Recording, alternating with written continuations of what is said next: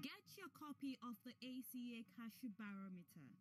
To access diverse industry data like RCN statistics comprising land area, yield data, RCN production volumes, CFR and farm gate prices, volumes of traded RCN.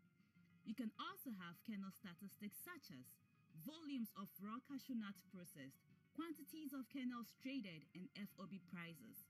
With the Premium Edition, you can view your chart in so many ways using Excel filters.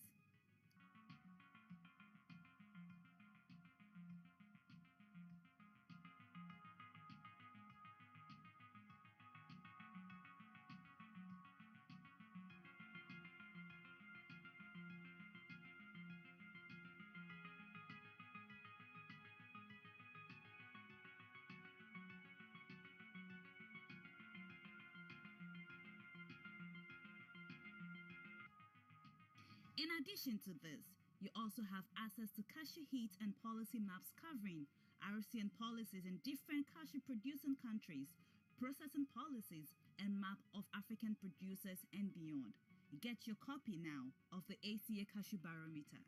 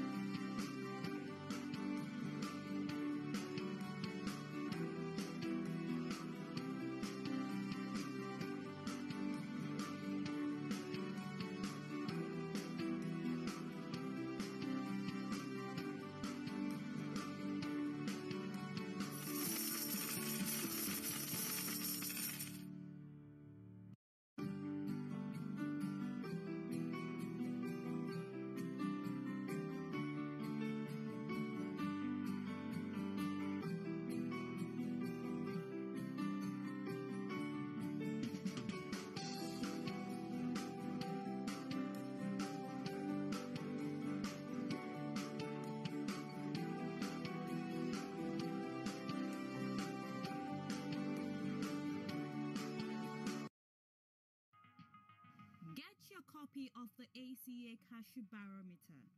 To access diverse industry data like RCN statistics comprising land area, yield data, RCN production volumes, CFR and farm gate prices, volumes of traded RCN.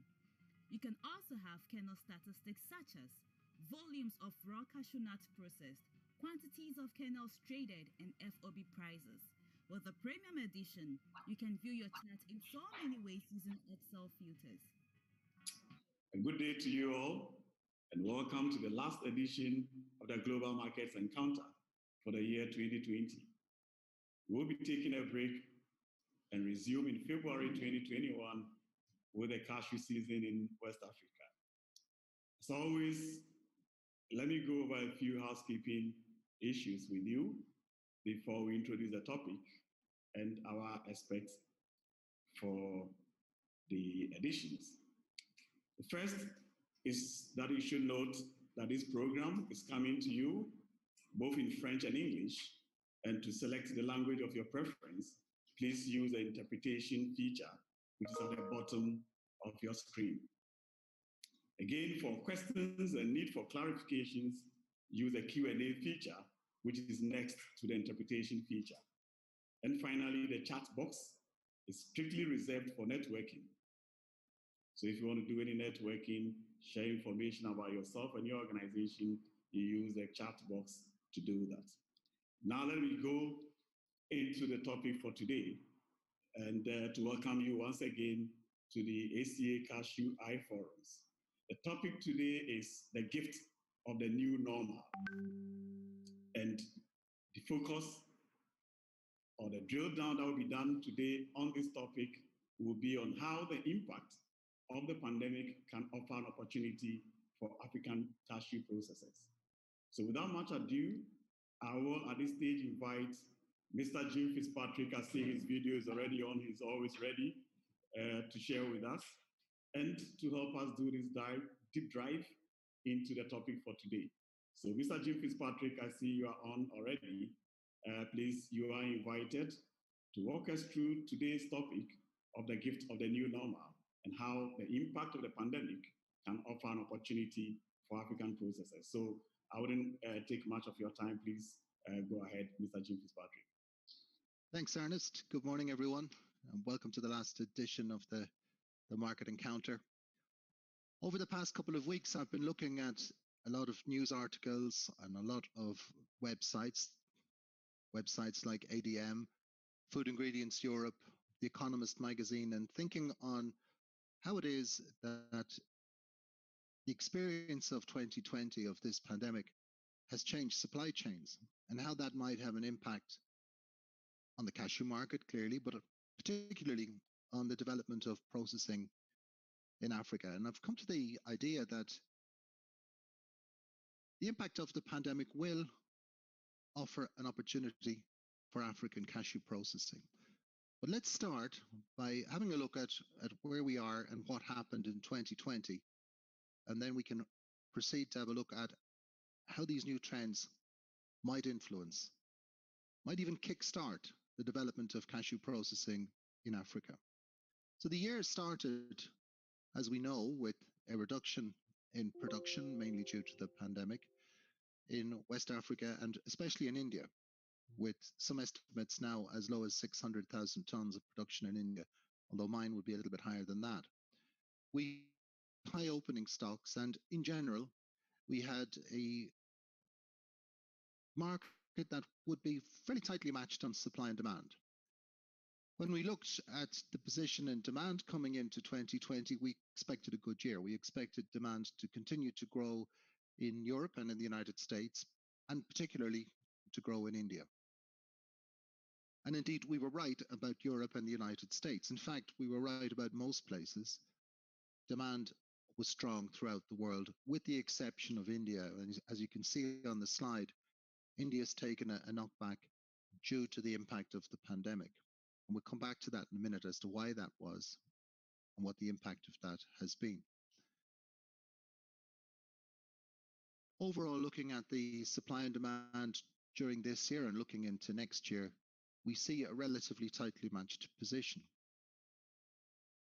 By my calculations, by the end of 2020, we'll finish with about 33 days processing surplus. So that means that there's, at the end of the year, a supply of about a month's processing stock, which probably is not enough.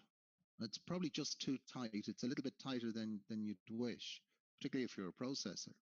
And I looked forward, I had a look at 2020, and that balance should get a little bit tighter in 2020 as demand returns to normal.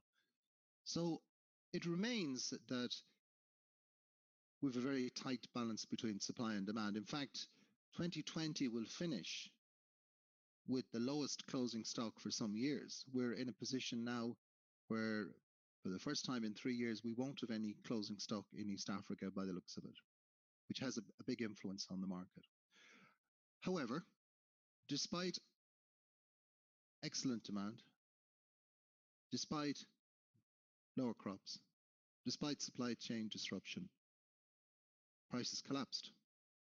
Prices dropped by 20% in the early part of the year, and they stayed there really until September. And now we're seeing a recovery in prices again. Quite difficult to understand that. Why, at a period of strong demand, reduced supply, would prices fall? So understanding this is the key to understanding the opportunity for African cashew processing. Understanding how a market in times of tight supply and strong demand can fall by 20% helps us to understand the opportunity that's in the market. And I'd argue that there's more reason and more momentum behind processing in Africa now than there's ever been before. So let's look at that question. Prices crashed despite strong demand and reduced supply. And if you've been with us before, you've seen this before. And just to recap quickly on it, we saw the initial panic, a very unfortunate misread of the pattern of consumption, particularly in the Western countries, but also lately that's become the case in China. If you look at Chinese imports during October, you'll see that that market has completely recovered the last 4 or 5 weeks from February, March. And then we get into some of the issues, the short positions of processors, particularly in Vietnam, the hangover of the Tanzanian raw material from 2018 into 2019 and on into this year. The fact that the crash in prices suited some of the stronger actors. The use of the situation to delay contracts. So you get buyers delaying contracts, buyers calling forward contracts, processors delaying contracts, all part of this mix that we call the cashew supply chain. And the key factor for the crash in prices was, of course, the lack of processing capacity in growing countries in West Africa, as you've heard me say before. And the fact that ultimately this sector is not aligned with the long-term trends in the markets. So the reasons, I would argue, for the price collapse reflect the weaknesses of the cashew supply chain. And it's in correcting these weaknesses that the opportunity lies for African cashew processors in the future. So as we come to the end of this strangest of years, let's have a look at some of the trends that have emerged from the pandemic. And I'm going to look at the trends, 2 aspects of the trends. On the one hand, consumer trends amongst the people who ultimately eat these cashew nuts that we produce. And then the trends in business, or the trends in the supply chain amongst companies, businesses, governments involved in transforming this product from a nut in shell into a retail pack on a shelf or in a market. And then we'll have a look at what do these trends mean for the cashew sector in Africa. So we're going to focus on new trends in the market as a result of the pandemic, how these have come about, how these have been influenced by the weaknesses in the supply chain, and what they mean for the future opportunity in cashew processing in Africa.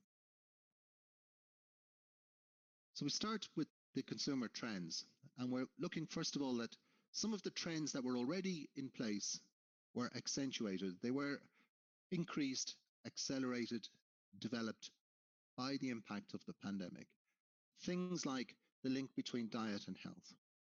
So more and more we see consumers linking what they eat with how they feel. And that's a new trend. That trend has been a huge driver of consumption of edible nuts in general, in particular, and it was increased during this year, during the pandemic. Naturally, the link to healthy food, natural food in particular, and food that offers health supplements. So if we go back 20, 25 years, we see a lot of people, particularly in Western countries, but not only in Western countries, looking for health supplements, vitamins, tablets they can take. Now people are much more looking at the healthy supplements in their foods. So rather than taking a vitamin, they look at what's the vitamin content of my food. And of course, cashew nuts would be very well positioned in that respect. Plant-based alternatives. This has been a growing trend.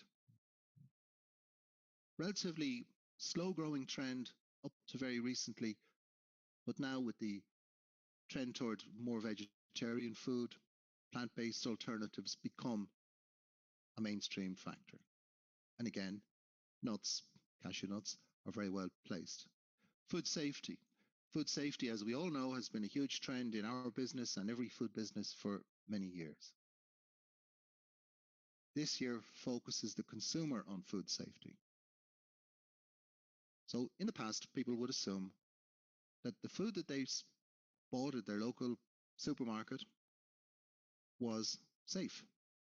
But they're now much more focused on that. They're much more focused on food transparency, on traceability, on the story behind their food, and increasingly, and these are factors that really were accelerated this year according to some of the expert reports, increasingly on the people behind the food.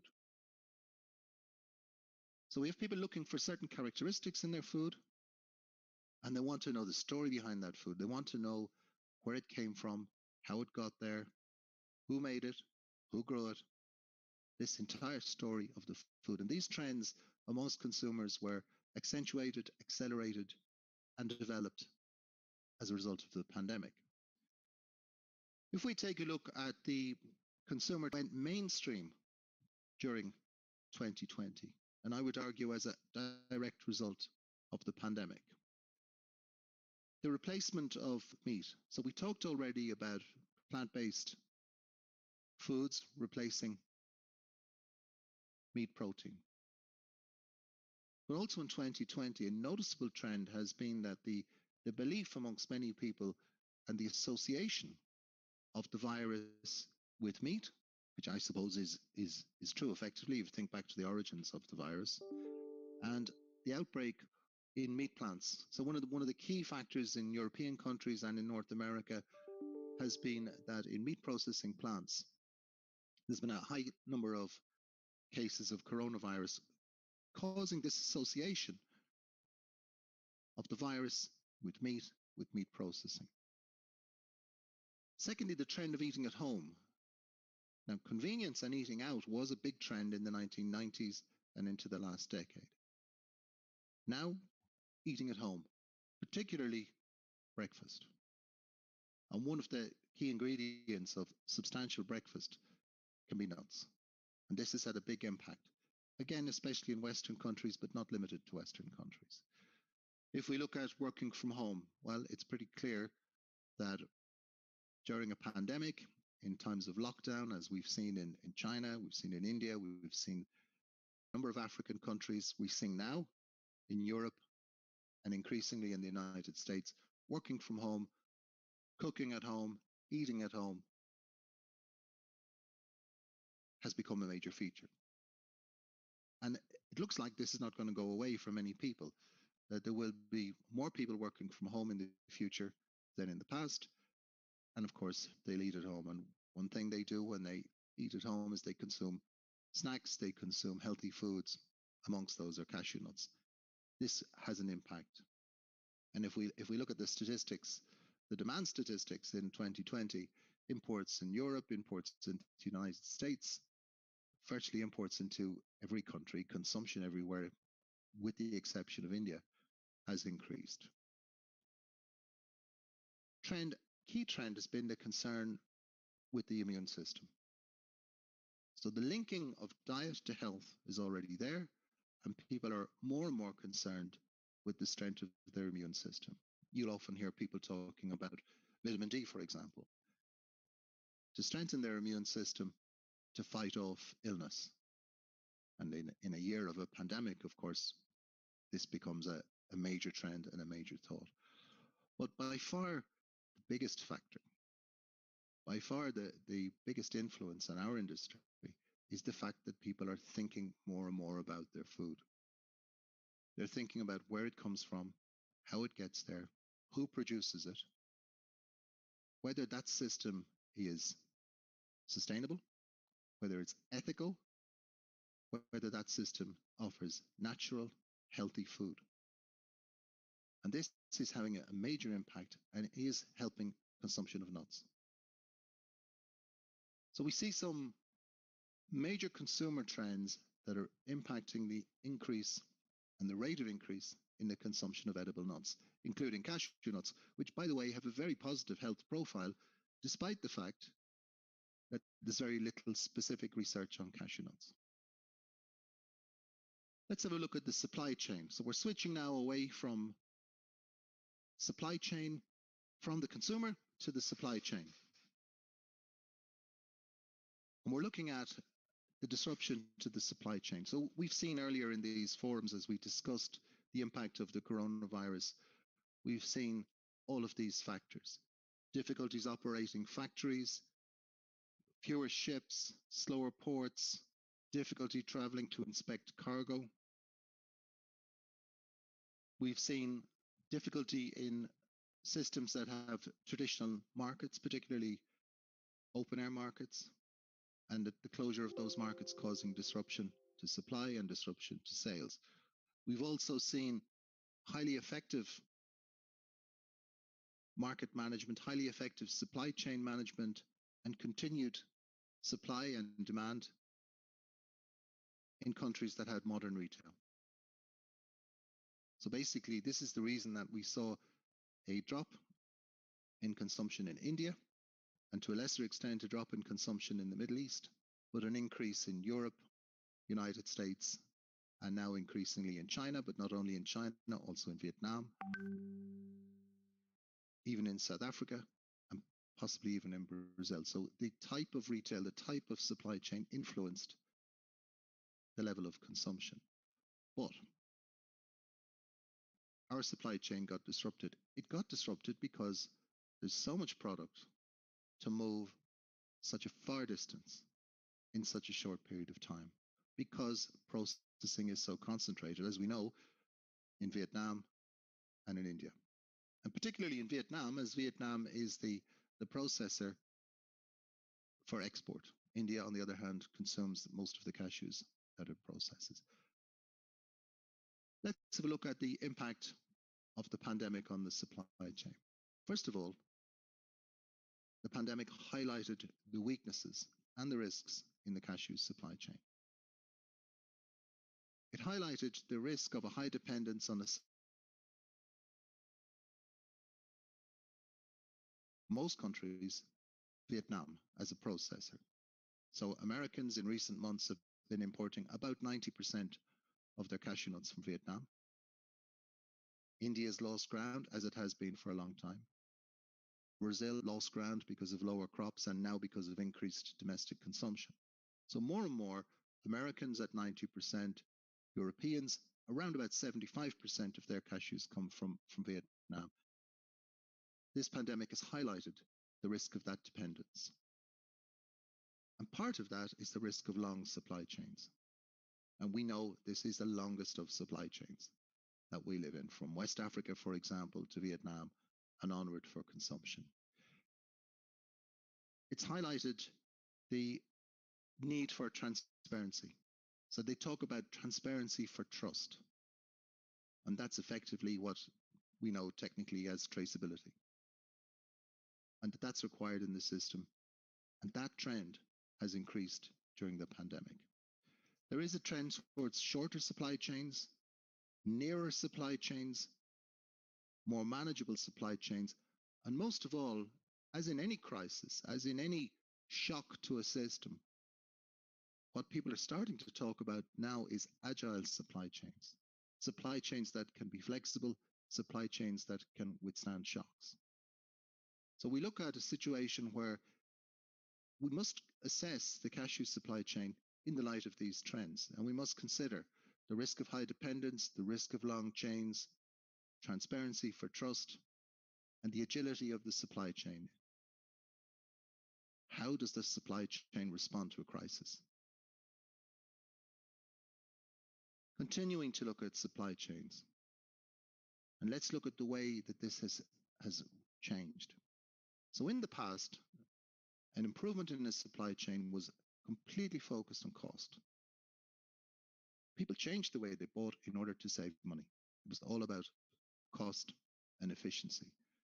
But arising from the experience of this year, what we see now is a much greater focus on resilience, on adaptability, on that agility that I mentioned.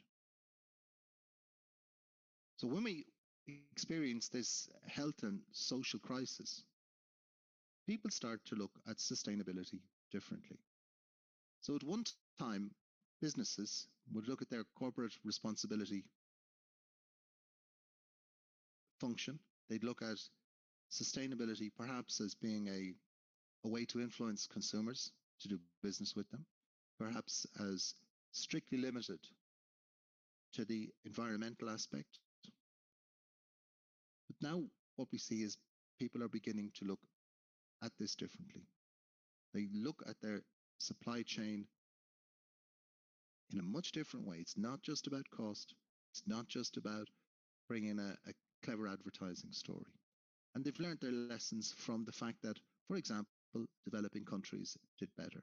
During the pandemic, African countries in particular were far less impacted than European countries or, unfortunately, the United States. And there's clearly lessons in that. And that's beginning to change the way people think. And finally, it's made people look at the aspects of social inequality. It's like any crisis, particularly a health crisis. The pandemic has impacted much greater in areas where there's high levels of social inequality.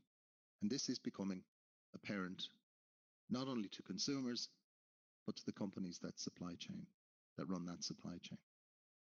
So we see the impact of the pandemic on the supply chain as changing the way people think about it, changing the focus on risk, changing on the way that people will look to manage risk in the future.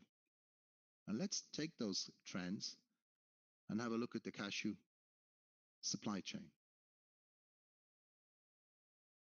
So if we look at the way that the cashew supply chain works, we're familiar with this really remarkable system. And I took the example of West African raw cashew nuts, and I worked out that they travel about 28,000 kilometers through 13 truck journeys, 9 warehouses, 8 contracts, 8 different prices, 5 movements by road, 8 quality inspections, and 4 ocean journeys. Almost 50% of the world's cashew nuts travel this route. They start in West Africa, they start in East Africa, and they find their way usually to markets in China, in Europe, or the United States.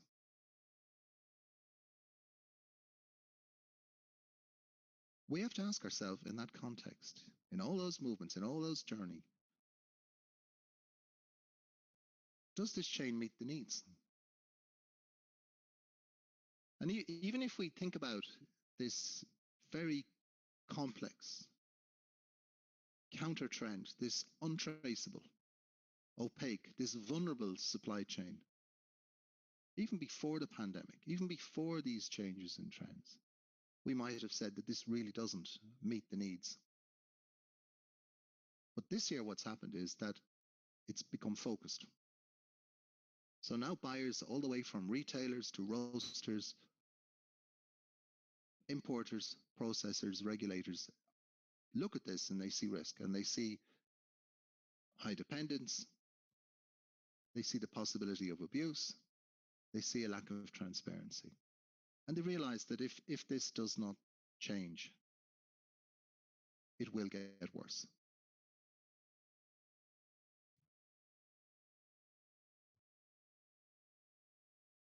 So we have a supply chain that's changing. It had been changing slowly. In 2020, we see this dramatic focus on the supply chain during a pandemic. How did this supply chain manage to function in 2020? It functioned because Vietnamese factories stayed open. Vietnam is one of the very few countries in the world that was lightly impacted by the pandemic. We have to ask ourselves, what would have happened if Vietnam had closed its cashew factories as a result of the pandemic? And the answer is really that about 85% of the world's cashew sector would have closed down. There would have been no cashew kernels in the shops. There would have been no cashew kernels in the markets.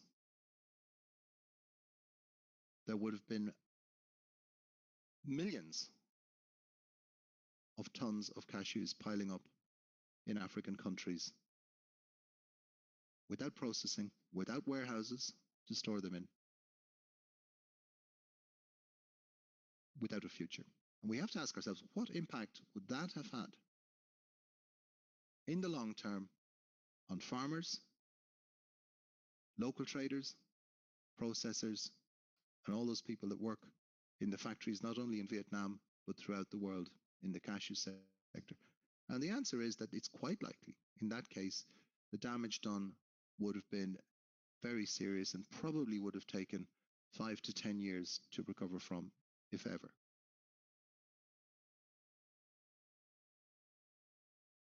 So here we have a chain that's was counter. In 2019, we would have said that the overall cashew chain was counter trend. In other words, it wasn't moving in the same direction as the rest of the food business is moving.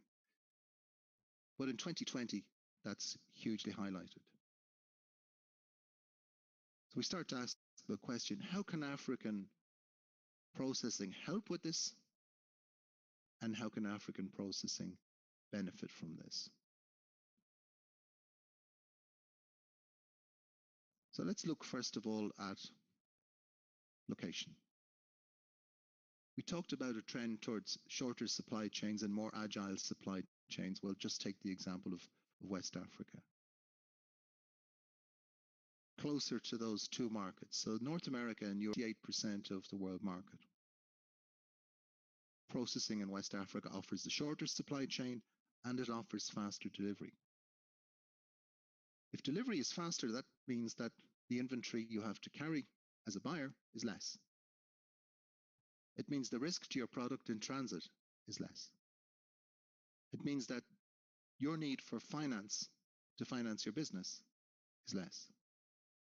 It means your product is fresher, and it means you can order at short notice, you can change orders, much more flexible. That's the agile supply chain that we talked about as a new trend arising from the pandemic. If we look at the cashew supply chain, we talk about agility. Processing in African countries would mean that this 28,000 kilometer game comes to an end, or at least part of it comes to an end. It becomes more transparent. Traceability gets built in.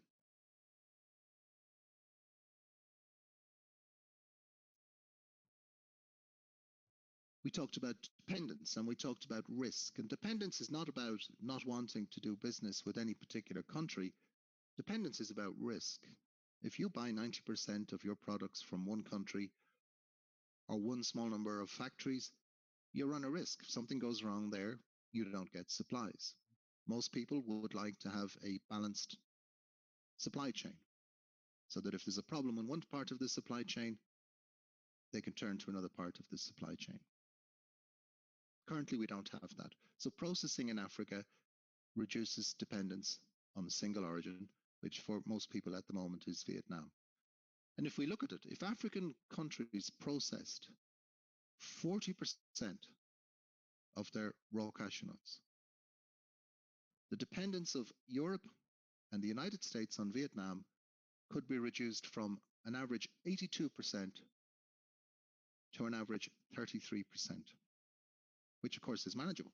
At 33% from one single origin, you'd be quite happy to have that sourcing.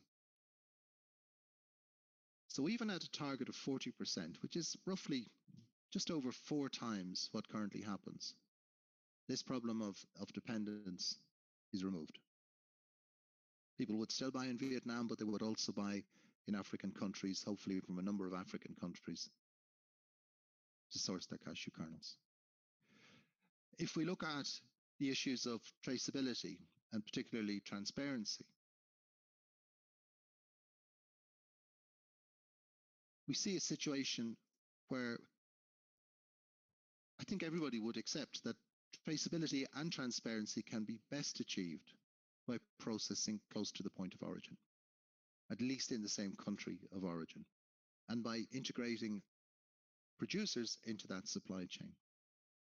Now, neither of those things happen at the moment. As we know, we don't process cashews where they grow in Africa. We know that Vietnam imports 80% of the cashews it processes. We know that India imports between 55 and 60% of the cashew nuts that it processes. And we know in Africa, it's certainly less than 10%, probably an average of about 7% of the cashews are processed in Africa, although it's increasing, but unfortunately slowly. We often see digital solutions, that technology will solve this issue of traceability and transparency. Now, it might help. I think anyone would accept that. But it won't solve the problem. The only way to solve this issue of traceability and transparency in the chain is to process close to the origin, process close to where the products are grown, and to integrate the growers into this. So by that I mean that processors, let's say African processors, instead of buying from traders, instead of buying what's left after the export of RCN has taken place, that they deal directly with farmers or with cooperatives or farmer groups, that they integrate them, work with them. And there's a big difference from a grower's point of view. There's a big difference dealing with an organization which is there 12 months of the year, every year, and dealing with an organization which comes for the harvest of cashews or the harvest of any product and then is gone, moved on to the next country. So we won't get better quality, we won't get traceability, we won't get transparency, we won't get the story of the product. I mentioned this in the consumer trends. The story of the product is important. What is this product? Where did it come from? Who produced it? Look at coffee. You can buy coffee now with the picture of the farmer who grew it on it. And this is a big selling point. People love to know the story behind their coffee. Look at wine. For generations, people have talked about the story behind their wine. This is very, very important. It's coming into these products now. These are moving away from being commodities and becoming products that people want to know about. The curiosity of the consumer will be answered by the major retailer and roaster managing the supply chain. The only way to do that is to process at origin. And increasingly, people in the business are becoming aware of that. It also is a positive spin-off of the integration of growers into the supply chain, that it can increase their access to inputs, it can increase their access to training, to all kinds of technical services, and it allows a building of a facility whereby farmers, smallholders can integrate not only into the processing infrastructure, but also into the financial infrastructure. So integrating farmers into part of that processing culture can have a very big social and economic impact at the farm gate level. And these, at the end of the day, these are the people who grow these cashew nuts, but they also happen to be amongst some of the poorest people. They need assistance from business. They'll only get it if they're part of a supply chain that includes processing and value addition. Whether that be primary processing or full roasting, consumer packing, whether it be certification of organic or fair trade, any of these systems, the integration of the growers into the supply chain is increasingly needed. And it's increasingly becoming a concern of consumers. So this is something that only can be done for African cashews in Africa.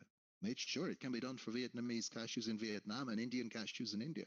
But for African cashews, 57% of the world's production, it can only be done in Africa. And therefore, processing is needed. And as I said, I'm not necessarily saying this needs to be 100% processing. It doesn't.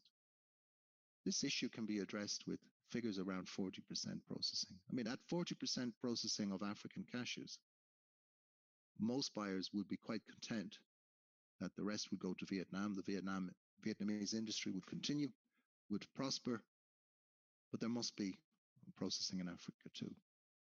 And in the long term, we will see how that develops. I talked about looking at supply chains differently, and this has been a big feature of this year. It's been an evolving feature for some time, but this year, the pandemic and the restrictions around the pandemic have really focused people on this factor. They start to look at their sustainable supply chains differently. If you look at the Food Ingredients Europe conference notes, or some of the presentations, if you look at some of the academic articles written in the financial press, look at the Financial Times, look at The Economist, look at some of the Indian newspapers, the Economic Times and others, the way they talk about supply chains. At one time, the supply chain was just about cost. It was always about improving your cost. And that goes back to the 1950s, 1960s, 1970s. But now, and increasingly, it's not just about lower costs. People are starting to look differently. They want to look at people, health, social inequality. Well, you can see how all of those are accentuated in the time of a pandemic, in the time of a health, economic, social emergency. They're also looking at working conditions, and this is important. Working conditions in the cashew sector worldwide are far from perfect, far from ideal.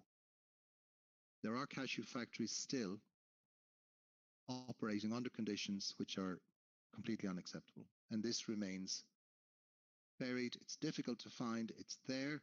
It's difficult to find. I've spoken to people. I've been in some of those factories in the past, and these working conditions need to be addressed. And this is what we talk about when we talk about transparency. So the problem with working conditions is not only is it unfair to the people who work in those conditions, and that they, as part of their human rights, have the right to good working conditions, safe working conditions, healthy working conditions, but it also jeopardizes their jobs. There's a significant impact if we get to a situation where working conditions or poor working conditions become known. Demand for cashews will suffer. Major brands will not want to be associated with the product, and we need to address that. And so if we get certain countries overstretched in their capacity to process, naturally what happens is that working conditions deteriorate, and this needs to be addressed. And in the supply chain, we can see now that there is becoming an emphasis on addressing those problems. Finally, story behind the products. So if I ask the question, are people prepared to pay a higher price for a product which meets these requirements? And what we've seen in 2020 is, yes, they are. We've seen buyers pay African processors higher prices than they could have bought in Vietnam because they had the right food safety, they offered a diversification of supply, they offered the beginning of a new supply chain, and they offered an opportunity to work with a factory which fulfilled these kind of factors. Perhaps operated in an environmentally sustainable manner, dealt with the byproducts, perhaps had a certification, certainly would have a food safety certification, and offered a new and different story, something that was more in line with the current trends in the market. It's been rare. In previous years, we regularly would see, particularly importers, make the argument that African cashews should be cheaper.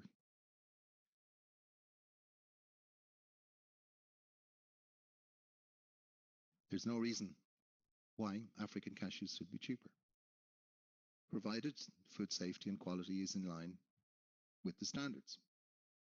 So we're seeing a lot of trends that could and should make it more interesting to do business with African processors and should encourage people to invest in processing in Africa. What can the processors and their supporters do? What can they do to take advantage and to develop the opportunity that these trends offer? I'd put it down to a number of factors. Number one, tell the story better. Simple thing. Tell the story of African cashews and the reasons why African cashew processing meets these trends that we've been speaking about this morning. Play to your strengths. What are the strengths of African cashew processing? Well, we know it's not cost. We know that processing costs in Africa at the moment are likely to be higher than elsewhere. But they are traceability. They are processing close to origin, agile supply chains. If you're in West Africa, you're closer to markets in Europe and the United States. These are the strengths. If it becomes simply an argument of price, African processors will lose. So we need to tell a different story. We need to tell the story of the strength and the linkage of processing in Africa to the supply chain. Processors and supporters need to make pictures like this one featured in a factory in East Africa a thing of the past. To focus on food safety and certification. If you look at this picture, there's no chance that this is an acceptable way to process cashews. There's no way that that's an acceptable place to work. And there's no way that that factory would get the kind of food safety certification that's needed to access some of these high-value markets. Understand the trends. So understand the kind of things we've been talking about this morning. Understand the market. Understand how the buyers are thinking, what they need, but also how consumers are thinking and what they need, and how those things fit together. Point out that the supply chain as it exists, as we've said, doesn't meet the needs. Point out that 40% processing would reduce dependence in Europe and America from 82% to 33%. So understand the trends and tell how they can be met in African countries. So it's more than just a question of we can beat the Vietnamese on price, or we can meet the Vietnamese on price, or in fact, we can't. It's more or less about understanding the trends, telling how they can be met. So a lot of this is about knowing where the strengths are and presenting them. Any good marketing campaign is about that. And if processors and the supporters do that, the fact of higher costs will start to fade away a little bit. It's important that the factories that are constructed, and there are some great examples built in the last 2 years, are the right kind of factories, that they're the right scale to be economically competitive, and that they are probably semi-mechanized, so that those factories can offer food safety, those factories can offer decent working conditions, and that they can function at a scale that allows them to process competitively. And I think most people would agree, and most people who are developing processing have tried to work on that basis. And I think most governments at this point start to realize that. Unfortunately, the place for the small manual-based factory is not in the international market now. There may be opportunities for those factories in different ways, perhaps as satellites, perhaps producing for domestic markets. But right now, those small factories will really struggle to compete in the international market. Integrate the supply chain. Unfortunately, this is an area that appears to be widely neglected by processors, by African processors. The idea that buying the raw material is something that's done during the harvest only. That's something that's done from traders, that whatever trucks happen to pass down the road, you buy which ones you need. This has no future. This is not a way to develop this supply chain. That makes it not only much less in line with the trends that are generally developing in the market, but also it makes it very, very difficult to compete with the export. So integrating the supply chain, getting closer to the producers, working with the producers, helping them to form groups, working with cooperatives is a way forward. It's a way to assure quality. It's a way to improve yield. It's a way to align of the development agencies, people like Cashew, Cashew, and these other projects, and also to align with the policies of governments who want to improve the lot of the producers. Processors must be part of that. You can't be an island that just buys the product if you want to be successful in the long term. I think finally I would say to focus on the buyers and indeed the investors that need your strength. So focus on buyers that need and appreciate. Focus on buyers and investors that are for an integrated supply chain, export processors in a whole range of countries.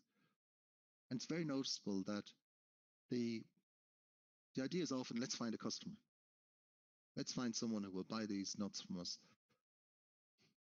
And of course, the line of least resistance is to find someone who will talk about price, talk about you're too expensive, I can get it in Vietnam, I can get it 5 cents cheaper, I can get it 10 cents cheaper, let me buy it over there, I'll come back to you if I need you, and so on.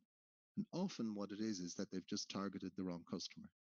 Rather than focusing on a customer that needs reliability, that needs food safety certification, that needs scale, that needs a supplier that's close to their destination, they end up focusing on someone who's simply about price.